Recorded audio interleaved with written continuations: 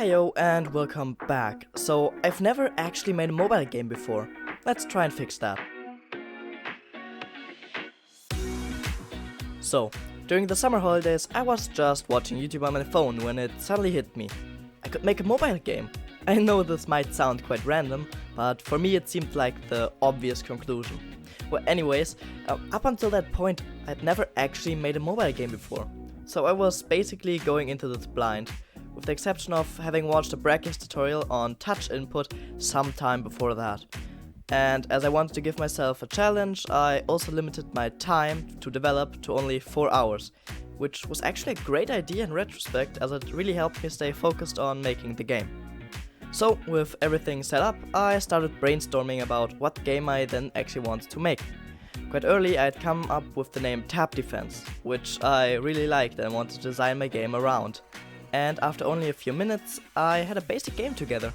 The idea was that you would have a base in the middle of the screen, and enemies that would move towards that base. You could then click on those enemies to destroy them, and that would increase your score. That was simple and easy, and I then started the timer, created a Unity project, and waited for the engine to load.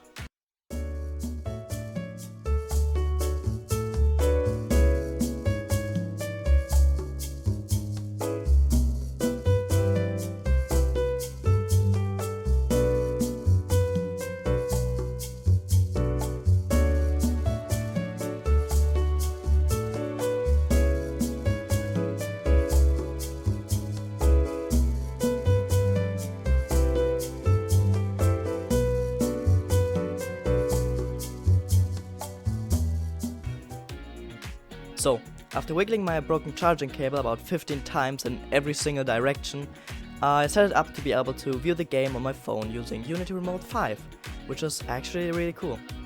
I then worked on the enemy spawning using an advanced spawning system called Place a lot of points somewhere and it's probably going to be fine and balanced.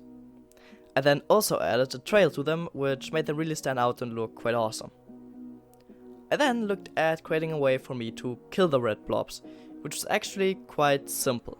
It works by looking at where it touches the screen first and then places a death circle there. The circle then looks at what it collides with and destroys all enemies from that. Although quite simple, this actually worked really well. However, after killing a few, I quickly noticed that the game was far too easy. And I then changed it up so that about every 13 seconds the speed of the enemies would be multiplied by a certain speed modifier, making it far more difficult. With the game now becoming increasingly more fun, I also wanted to make the destruction of the enemies far more satisfying, so I quickly threw together the explosion effect using Unity's particle system, which really helped make the destruction fun and engaging. I then also added a neat little score indicator up on the top and used an awesome package called Lean Tween to make the indicator more dynamic when getting points.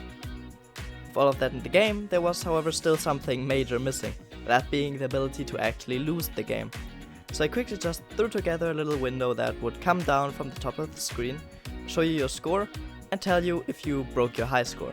I also added 2 buttons for either restarting the game or returning to the menu. And because of that, I then also created a simple menu screen, with a pretty cool logo if I do say so myself, and then added sound to that game so it would get the last bit of polish. And with all of that out of the way, I basically perfectly finished on time. I then stopped developing and started building my game, which is where my luck during the making of this game suddenly ran out. For some reason I could not build my game. I would always get these 2 errors, and after googling for a bit, it seemed to be a bug in that Unity version, which was at first quite relieving as I wasn't the problem here. However, it was quite weird as it was a really new version and was labeled as LTS, meaning long-term support, which I guess wasn't very long term. So yay. I then had the fun of being able to deinstall my current Unity editor version and reinstall a slightly newer one, which then took about 2.5 hours. After that, I was however finally able to build the game. Afterwards, I then just added a theme selection where I could choose a background and made the red blobs a bit more grumpy looking. So, all in all, I'm really happy with the project, as I was finally able to make a mobile game, and I would highly recommend putting on a timer when you have projects like this, as they really help in making you focus. And with that, have a good day and bye bye.